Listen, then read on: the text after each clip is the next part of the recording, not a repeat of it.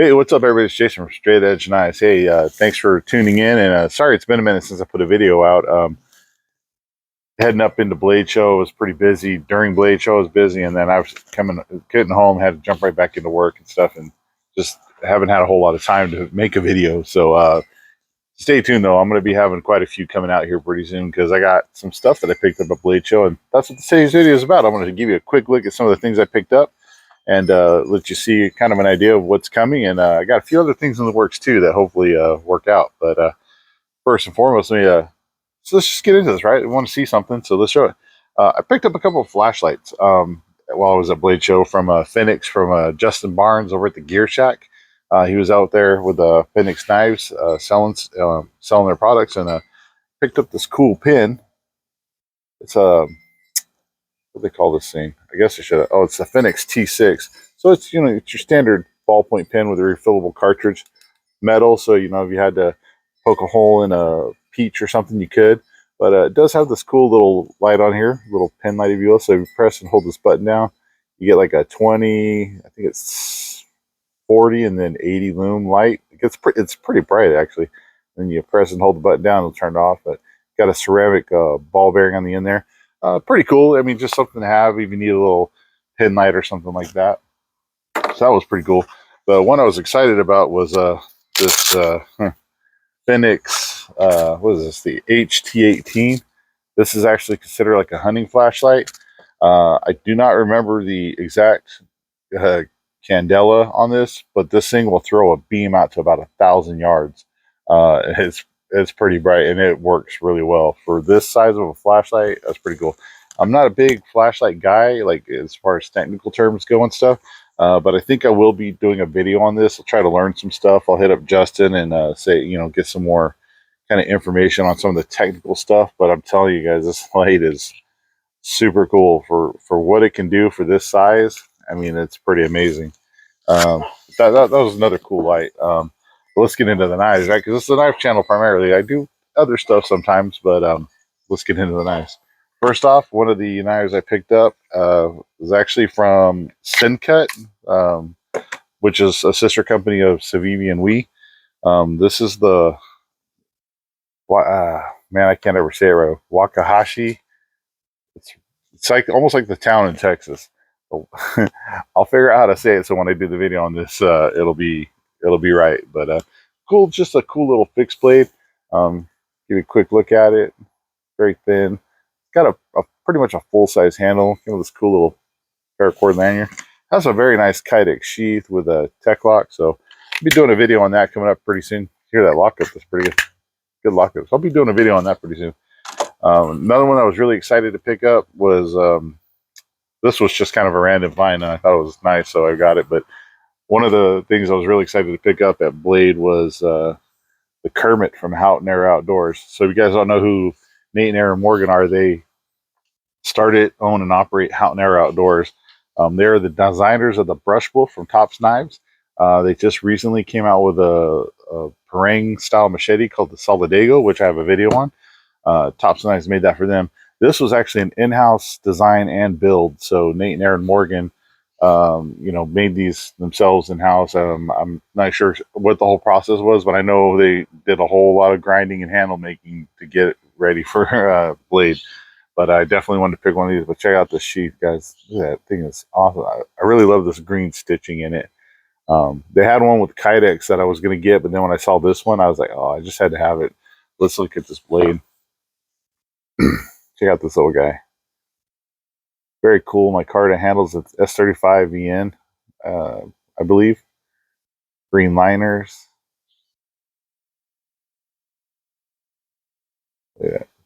Thing's got a really cool grip. Fits very nicely in the hand. It's supposed to be like a EDC slash like little carving knife for wood carving and stuff, because Houghton Air is into a lot of bushcraft type stuff. But one of the unintended purposes, I feel like, is when you reverse grip this, it feels really, really good as far as a possible self-defense type tool, because you can make a completely normal fist, or if you had to, you can even come on over the top a little bit. You hit something hard with the top like this, it might push into your thumb, but it's rounded off pretty good, so I don't think it'd be an issue. But if you just have a normal fist and you're like this, and you had to come in a punch, Feels really good. I mean, some other knives, when you hold them in a reverse grip, making a fist like this is Syncut Wakahashi, right? It's pretty normal. My finger is just a little bit out of place. It's like a little bit raised up right here, not bad. But man, with this one, it's just perfect. It's just my whole fist is flush like it should be. It just feels like a natural fist, which I thought was kind of cool. But anyway, I'm gonna put some work in with this little guy, carry it around, do some wood carving stuff with it. Try to anyway, and then do a whole review on that. The last and but not least, I probably a good thing I was working at Blade, because I probably would have spent way more money than I should have. But man, this was one that I've been wanting for a long time. It kind of, um, I thought it was going to round out my collection on these, but there's something else coming that I'm going to have to get to round out the collection, but we can't talk about that yet. So, but when it does happen, oh man, I'm excited. But check this out, guys. Of course, I had to pick up a Tops, right? The Tops knives, Tex Creek XL. Look at that beautiful brown leather sheath. So here it is. It's got that new Cerakote finish on it. So I have the Tex Creek 69, the regular Tex Creek, the Tex Creek 20-year anniversary model, and now I have the Tex Creek XL. Um, I don't know, something about this blade, just the classic look of it, with this like kind of swedge up here on the top. Um, I mean, I feel like if this thing would have had some wood handles on it, I feel like this would have been a blade that you would have found in the Old West. Um, just a very good all around camp, self defense, everyday task knife. I mean, it's just straightforward, classic, in my opinion. Right? That's why I love. That's why I have all of them. I just really like. I just really like them. They just handles feels great. I mean, it's got a nice lanyard hole. I mean, this is, I think the regular Tex Creek comes in like somewhere like right around 4 inches, and this one's, man, I want to say this one's like 6. I don't have the specs on me, but I am going to be doing a full review on this, and also have the other Tex Creeks in that video to kind of show them all off together. But those are my Blade Show finds. I didn't want this to be a very long video. One thing I will say about Blade Shows, kind of a recap, if you will. It was awesome. I had a great time working over at the Tops booth, helping them out. Again, thank you to Tops for having me there. It was great. But man, I really, really enjoyed meeting a lot of you that watched this channel. There's quite a few people that came up to the table and that knew I was going to be there and looked for me and said hi. Got my pictures with a bunch of you guys. It was awesome getting to meet other, other people, other YouTubers that I've created relationships with over through YouTube and Instagram and Facebook. Big shout out to all those guys that stopped by to say hi. I got to meet Scab from Choir Boys Cutlery, Joe from JS Blades, Donnie B all day. I'm gonna put links in there to their channels in the description. Hey, go check those guys out, man. They got great videos. They have tons of reviews on all sorts of blades.